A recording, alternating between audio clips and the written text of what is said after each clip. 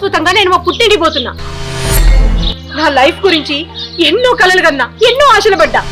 కానీ పొద్దున లేస్తే బర్రెల మధ్య, చెట్ల మధ్య, గొర్రెల మధ్య కాలం గడుపుతున్నా. నాకు ఇది నచ్చట్లే. ఎన్ని రోజులంటే వచ్చినా రాకపోయినా ఏదో చేసుకుంటూ పోయినా. ఇక ఇప్పుడైతే నా వల్ల రాదు. అందుకే నేను వెళ్ళిపోతున్నా. నీ ఊహలు ఆశలు అబద్ధాలయ్యాయని, నువ్వు అనుకున్న జీవితం దక్కలేదని కట్టుకున్న వదిలిపెట్టిపోతావా? ఇదేనా నువ్వు 3 ముళ్ళ బంధానికి ఇచ్చే విలువ? నా జీవితమే 3 ముక్కలైంది. అందులో భాగమైన 3 ముళ్ళ బంధం గురించి ఇంకేం ఆలోచించాలి? ఇటువంటి పట్టం పిల్లవైనా ఈ పల్లెటూరుకు వచ్చి ఈ పల్లెటూరుకు అలవాటు పడదాం అనుకున్నా. కానీ నువ్వు ఇటువంటి నిర్ణయం తీసుకుంటావు అనుకోలే. మరి ఇంకేం చేయమంటావు?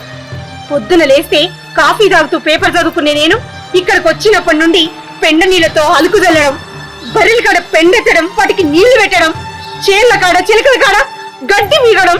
అసలు నేను చదువుకున్న చదివింది నువ్వు చేపించే పనులేంటి? ఆ చదువుకి ఈ పనులకి ఏమైనా సంబంధం ఉందా?